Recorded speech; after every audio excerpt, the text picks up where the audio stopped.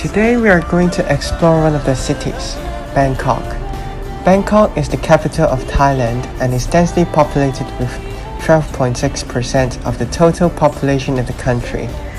Provided with vast number of high-rising buildings, Bangkok is the most advanced city in Thailand. It is heavily influenced by the religion, Buddhism, and festivals like Water Festival gradually has formed in the city.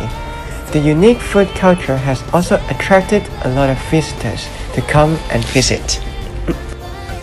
The first location of the tour is Silent Road, where the Water Festival will be held. After the splashing of water from the crowds and the visit to temples, we will move to Villa Serena Sunbed for a taste of Thailand cuisine. Then, we may have a walk at the Chao Phraya River and then try a variety of street food at Chinatown.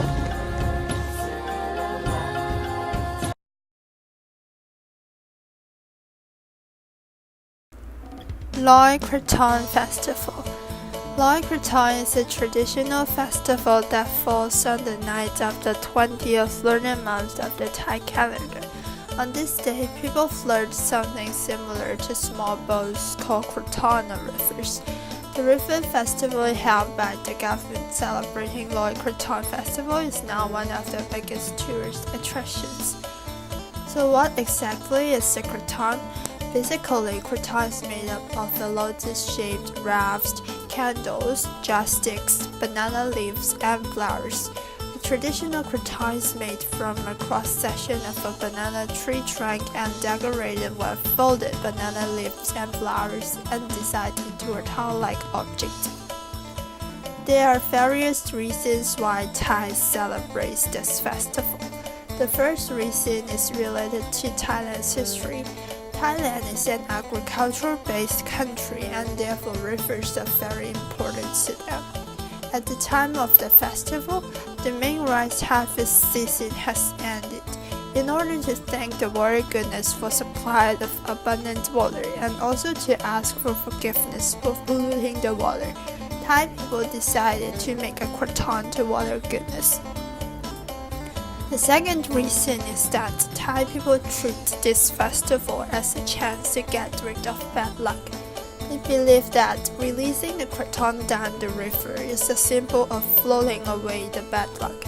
There's an interesting saying that if the candle stays alight until the krathong disappears out of sight, it means a year of good luck. On top of that, Thai people believe that putting coins to krathong can bring wealth.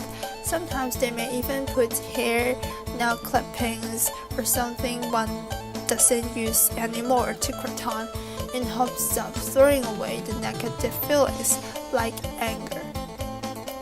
The last reason is related to Thailand's Buddhism belief. Krathong are symbols of Buddhism.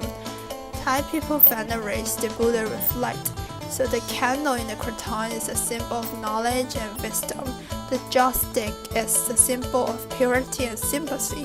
The flower represents worship of monks who are disciples of Buddha. Apart from releasing the krathongs, there are two other Songkran, the Water Festival. The Water Festival is an annual festival that takes place for over 3 days during the traditional Thai Buddhist New Year, from 13 to 15 of April. The official Water Festival lasts for 3 days, but in reality, the whole week is taken over by a mass celebration of water fight. Since April is the hottest month of the year in Thailand, everyone gets involved with this country-wide water fight, and it brings great relief from the soaring temperature.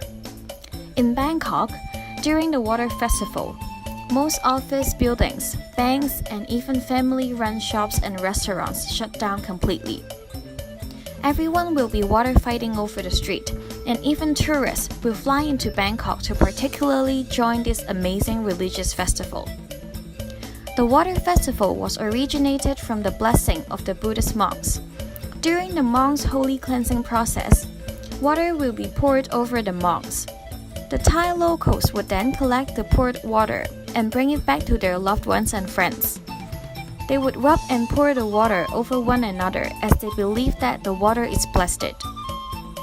That's why During the water festival, the water is not just used for lowering the temperature, but to give each other blessings as well.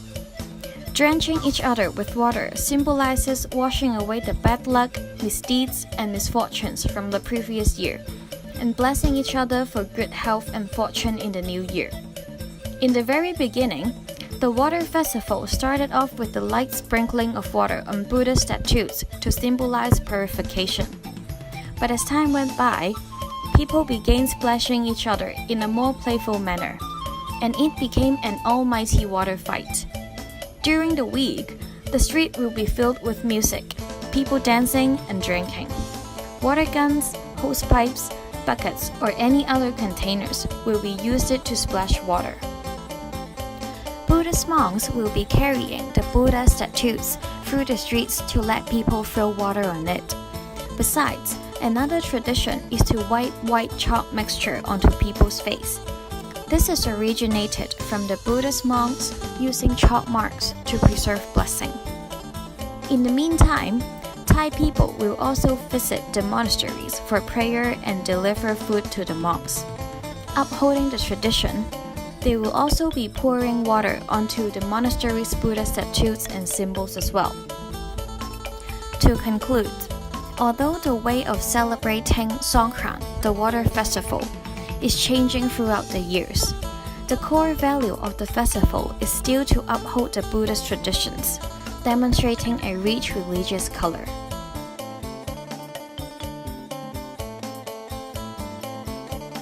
As a predecessor of street food markets, floating market was a common economic activity in Old Bangkok. These kinds of markets could be found as early as the Ayutthaya period from 1350 to 1767. In floating market, it was not uncommon to find vendors selling various of food ingredients, fruits, and traditional food of Thailand.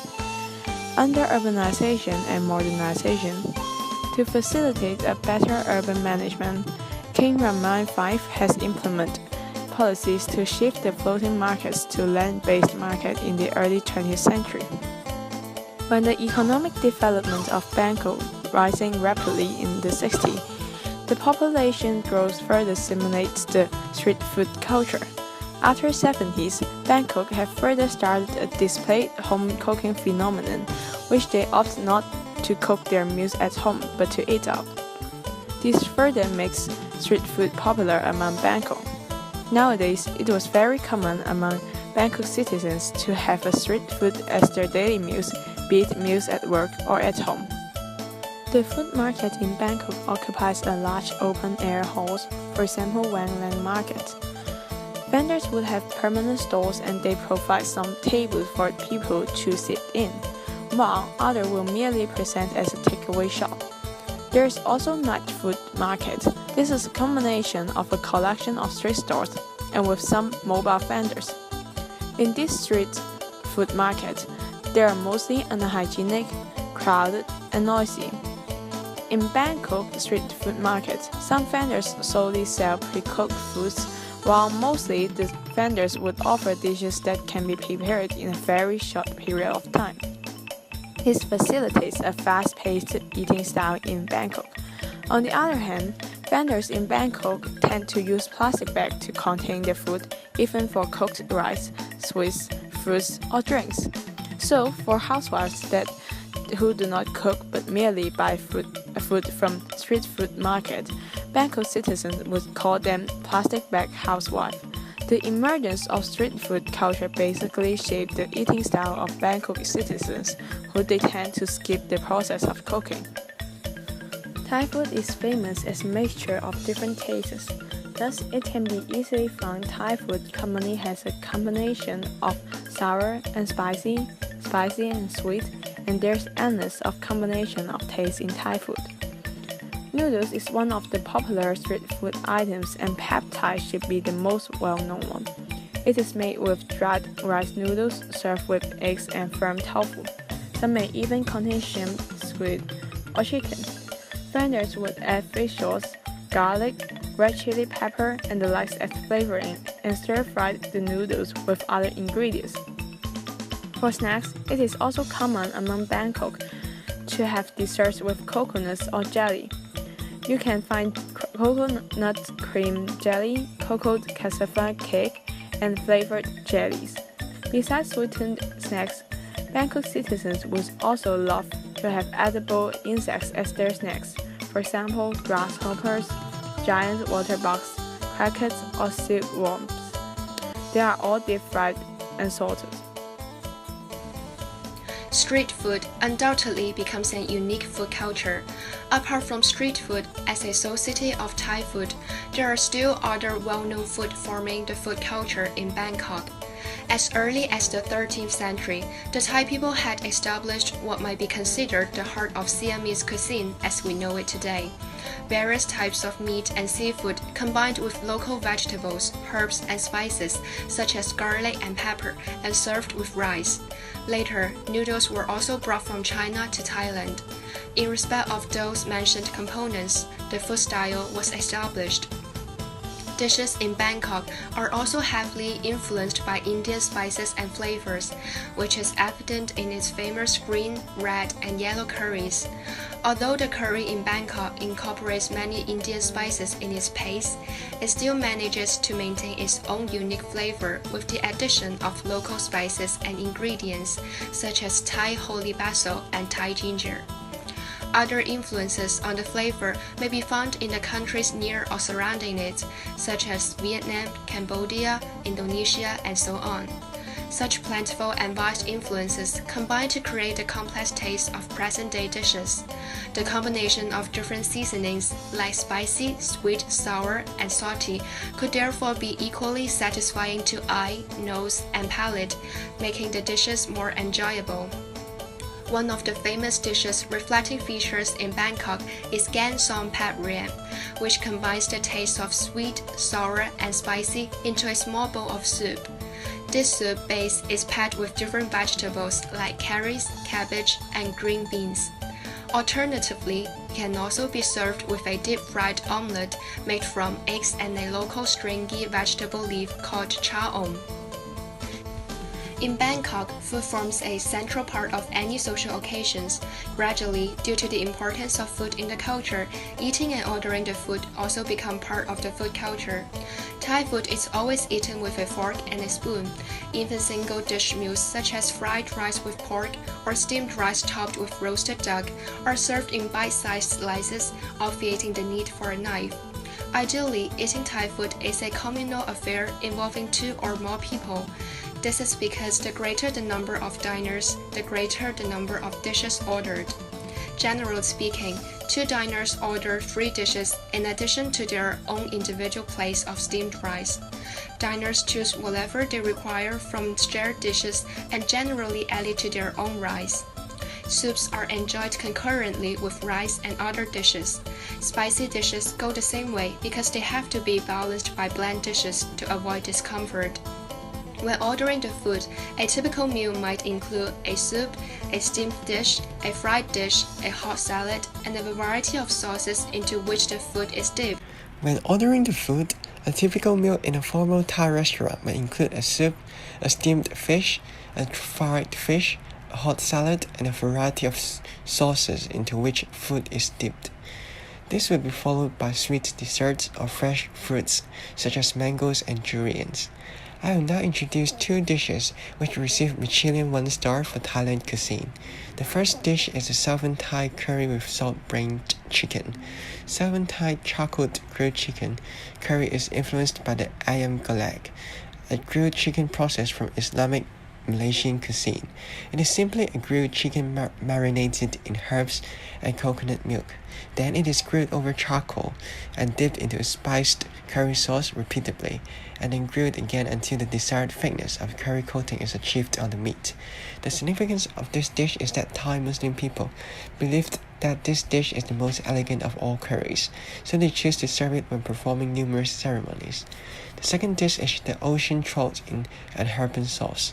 This dish is so complex in flavor that it infuses herbal chili dressing and a piece of shallow fried salmon. The salmon is immersed in herbal sauce, and on top of the salmon are slices of pineapple and some crispy pork skin. To conclude, Thai dishes are really complex in a way that a great variety of flavorings is added. Although dining etiquette is not strictly followed in Bangkok, there are still some simple rules which ought to be followed. First, chopsticks are really only used for standalone noodle dishes. Even if you prefer chopsticks and know the rules for using them politely, don't use them for rice-based dishes. Thai people eat with a spoon in the right hand and fork in the left. The spoon is the primary utensil. The fork is only used to manipulate food. Only items not eaten with rice, such as fruits, are okay to eat with a fork.